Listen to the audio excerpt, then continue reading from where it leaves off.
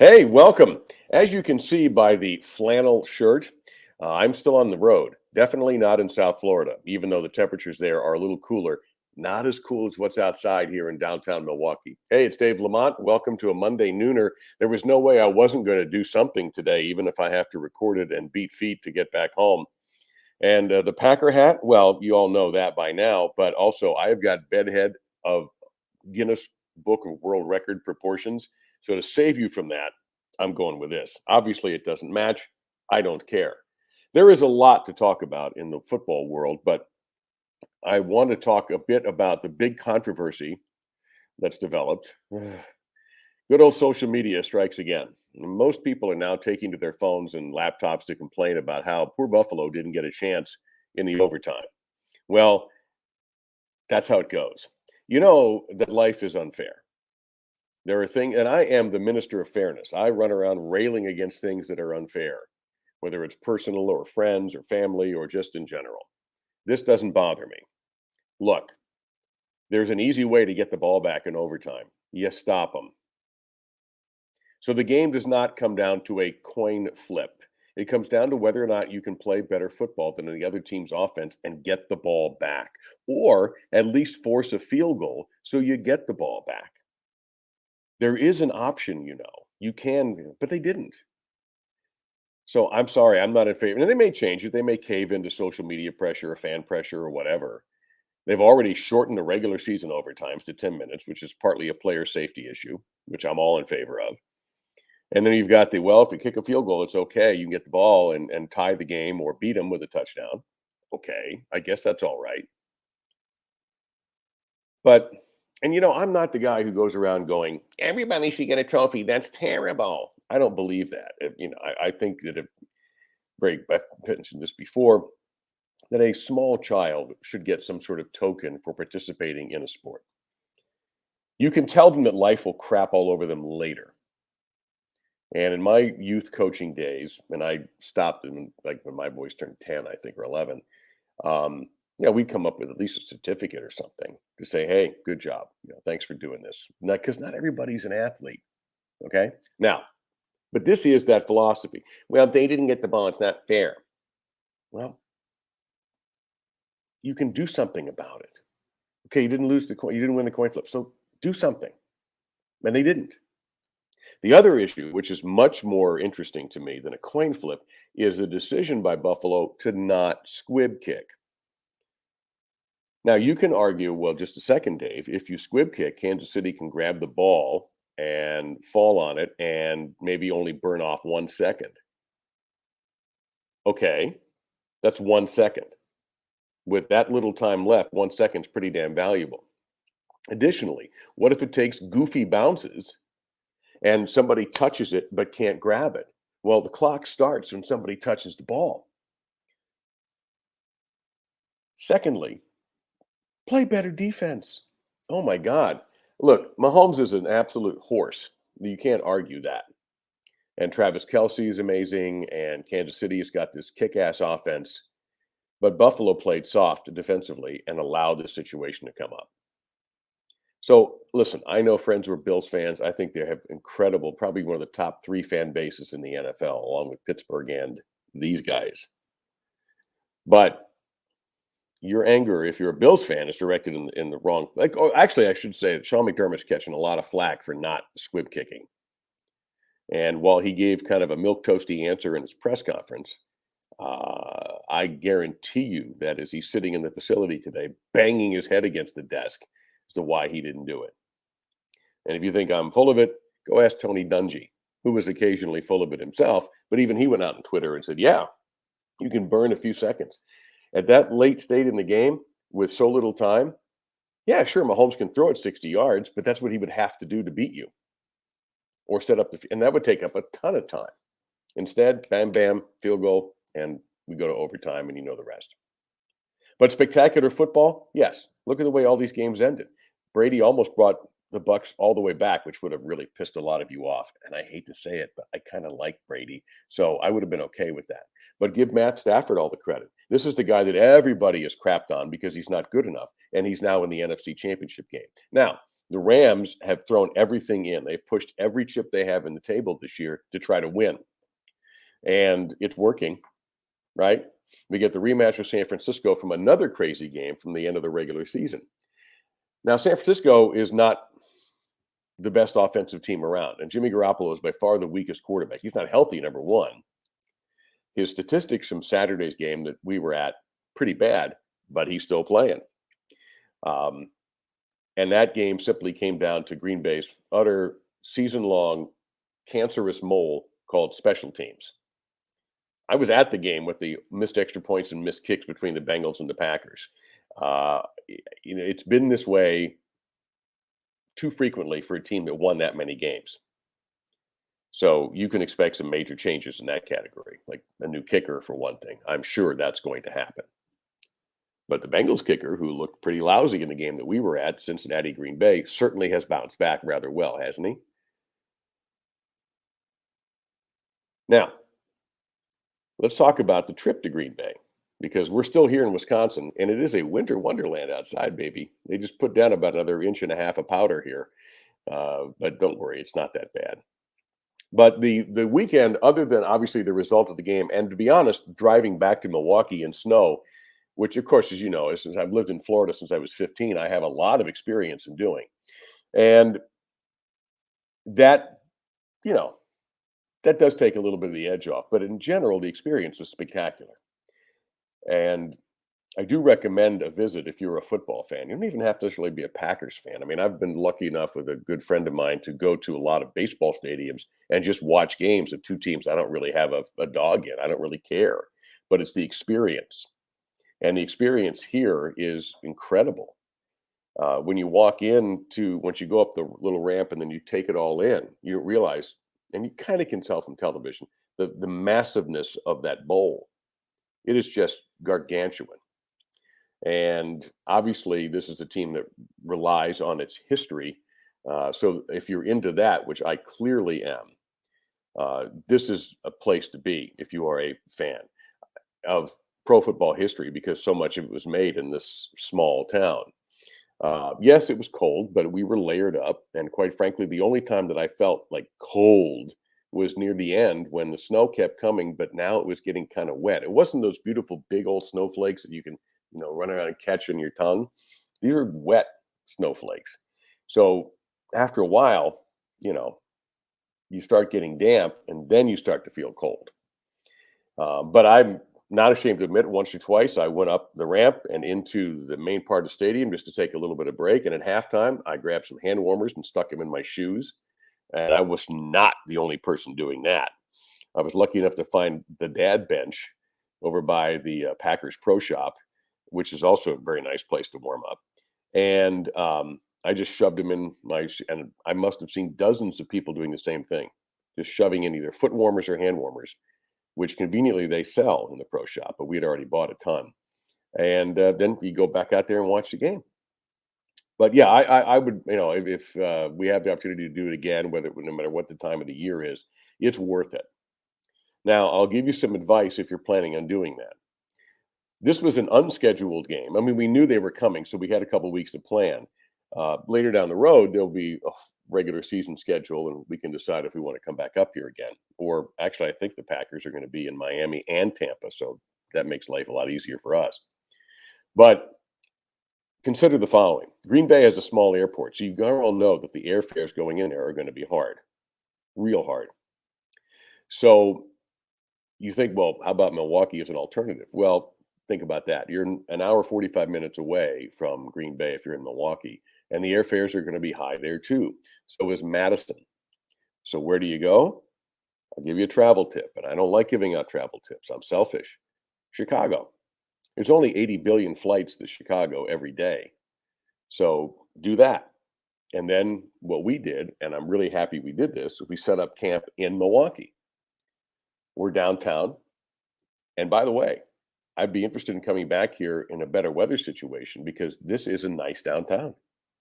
They've managed to keep an old soul and modernize it at the same time. You're not far from Marquette. There's plenty of college-age people running around here. There's a beautiful casino downtown. And being a casino kind of guy, I noticed that everything looked new in there. All the machines were new, the slots, the video pokers, all of that looked really new. Some of the newest games, stuff I haven't even seen, not even in Vegas, is at this place. So downtown Milwaukee has a lot going for it, including a lot of snow right now.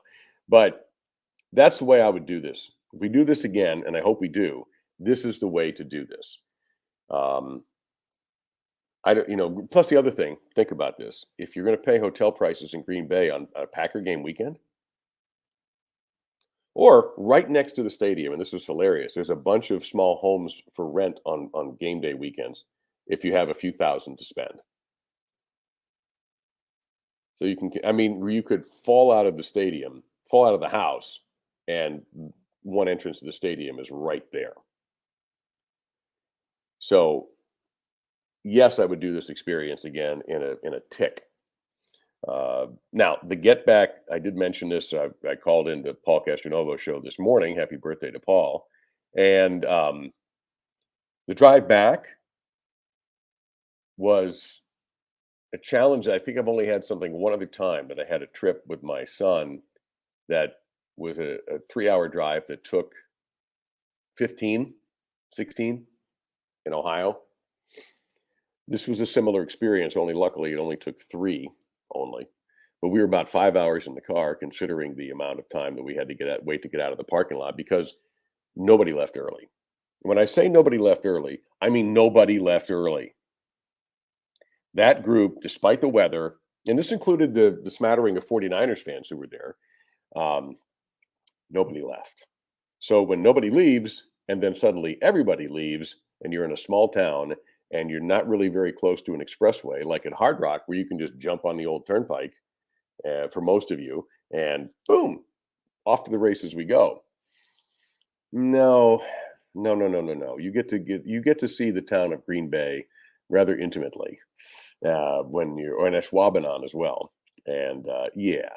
So, but driving in the snow, you realize first off, a lot of people come from the Milwaukee area to go to a Packers game.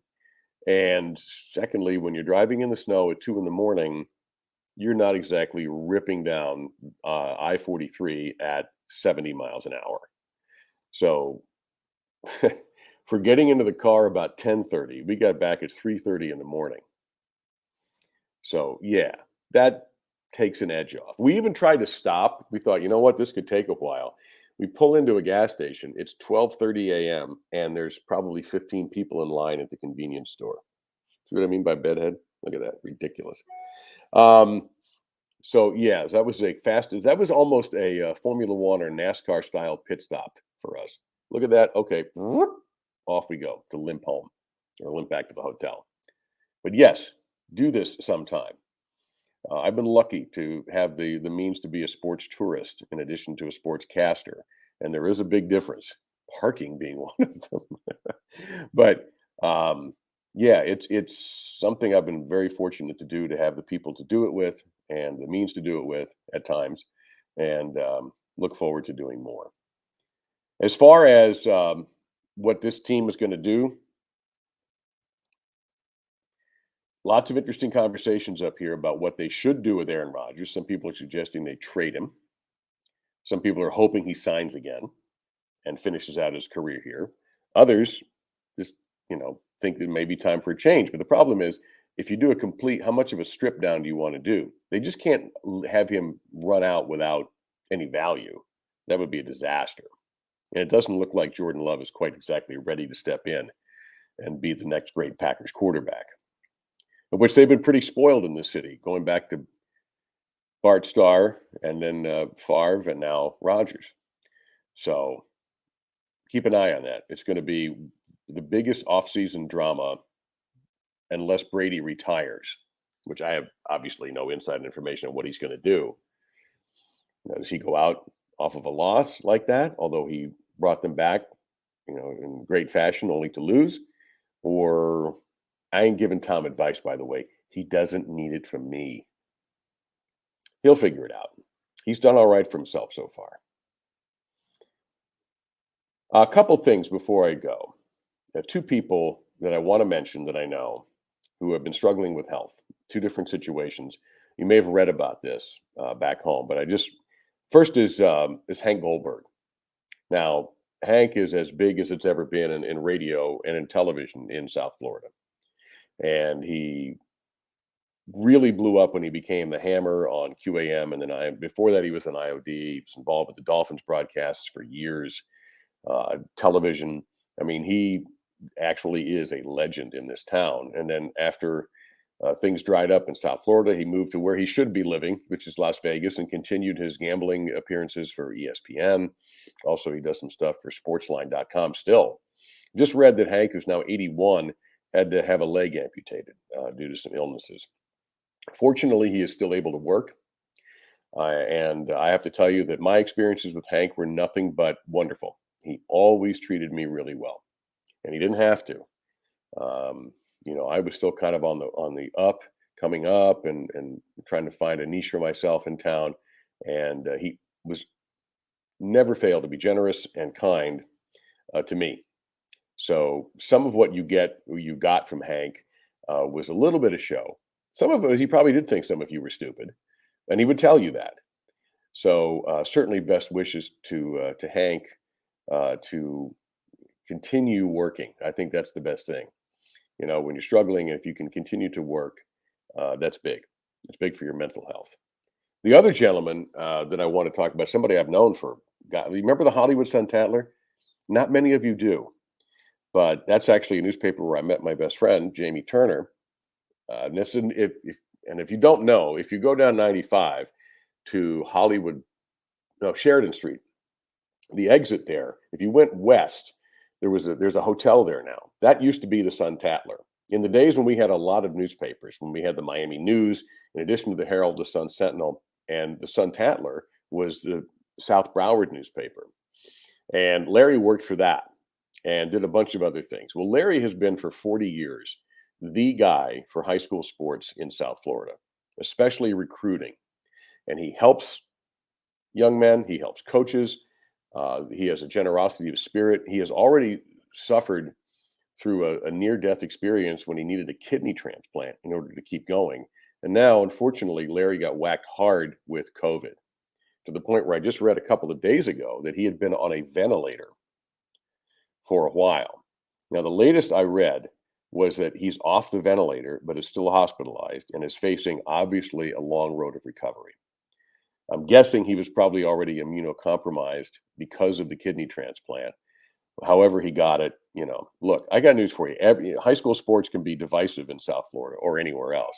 But if there's one thing that everybody in high school sports in our town and all over South Florida, that's Palm Beach, Broward, Dade, even the Keys, are rooting for Larry to be able to fight back and to come back in one piece and be strong again and get back to work. There is a GoFundMe page for Larry if you wish to contribute to his medical expenses. They've done very well with it. I will be contributing also. I haven't done it yet, but it's Larry Bluestein, Blustein, I believe is how you can find it. And if you've got $5 or $10, you can slide to help out his wife and Larry. That would be wonderful of you. But this is a guy who's been nothing but generous and has had a positive impact in our community in the high school level at football. And I would hope that you consider supporting. It's your money, it's your decision. But I just also want to offer up the best for Larry, who is a top-notch person and has just devoted his life to one thing and has done it as good as anybody in the nation at it. So all the best to Larry for a full and proper recovery. All right, that's it from Milwaukee. We got a snowy drive to Chicago and then back home, where I understand at one point it got into the 40s. So I hope all you all survived. And by the way, those of you who are going to go to social and cry about it being less than 60 or 50, I have minus sympathy for you. Minus. A note. Friday, I'll be with $2 Phil and Chris Barnes from Euless, Texas, Junior PBA competition. We'll be on all day, Facebook Live. I'll have more details, and Phil will have more details on where you can watch this. So it'll be nice to be on the road announcing some bowling, streaming, and see the future. of the sport. So I hope you get an opportunity. Well, I know that's a USB-C line. Oh boy, I've crossed the streams. Uh, but anyway, to see the upcoming stars, there we go. Much better. So I'm looking forward to that. That's going to be a blast. I haven't seen Phil in a while. Haven't seen Barnes in person in a while. So that will be a load of fun on Friday from where they just had the FS1 shows on Sunday. So thanks. Go Pack Go. I'll see you.